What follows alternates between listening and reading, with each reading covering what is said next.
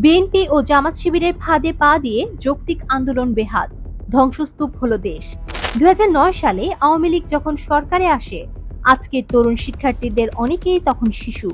তারা ৭৫ পরবর্তী সময়কার নৈরাজ্য, স্বৈরশাসন, ২০০১ থেকে ২০০৬ আমলে বিএনপি জামায়াতের ভয়াবহ নৃশংসতা ও হত্যাযজ্ঞ দেখেনি।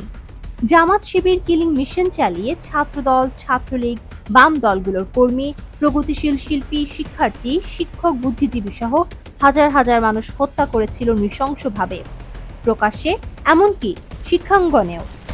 এসব কি এই প্রজন্ম জানে? শিক্ষার্থীদের যৌক্তিক কোটা আন্দোলন বেহাত হয়েছে সেই খুনিদের কাছে।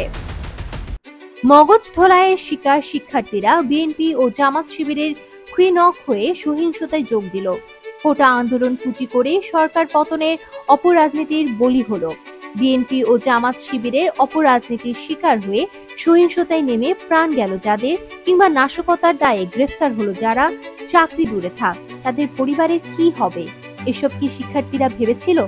অথচ যাদের নির্দেশে তারা জ্বালাও পোড়াও, সহিংসতা ও ধ্বংসযজ্ঞ চালিয়েছে, সেই বিএনপি ও জামাত শিবির নেতারা কিন্তু শিক্ষার্থীদের দায় নেবে না। কোনো রাজনৈতিক মতাদর্শী নয়, এমন শিক্ষার্থীদের লাশ নিয়েও রাজনীতি করেছে তারা। অর্থাৎ বাচুক মরুক দুইভাবেই শিক্ষার্থীদের ব্যবহার করেছে কুচক্রীরা।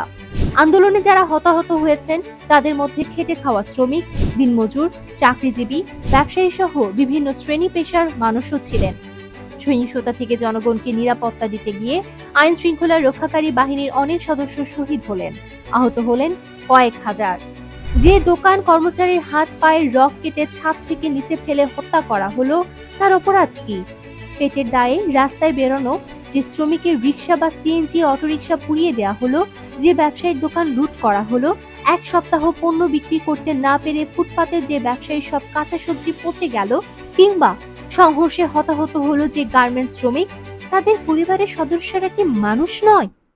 সাধারণ মানুষকে কেন এই দুর্ভোগ পোহাতে হলো? শিক্ষার্থীদের সাথে তো সাধারণ মানুষের বিরোধ ছিল না। বিভিন্ন জায়গায় থানা, সরকারি অফিস ও গাড়ি, স্থাপনা, মুক্তিযুদ্ধের ভাস্কর্য, ফায়ার স্টেশন, রাষ্ট্রীয় গুরুত্বপূর্ণ বিভিন্ন দপ্তর, মেট্রো রেল সহ সব জ্বালিয়ে পুড়িয়ে ধ্বংস করে লুটতরাজ চালিয়ে যে অরাজকতা চালানো হলো আন্দোলনের নামে, এই আন্দোলনই কি শিক্ষার্থীরা চেয়েছিল? কিংবা এই বাংলাদেশে কি চেয়েছিল তারা? এতে কি দেশ ও মানুষের কল্যাণ হলো? নিজেদের মেধাবী দাবি করে যে শিক্ষার্থীরা, তারা যে বিএনপি ও জামাত শিবিরের ধ্বংসাত্মক রাজনীতির বলির পাঠায় পরিণত হলো, তা কি বুঝতে পেরেছে? প্রশ্ন রইল।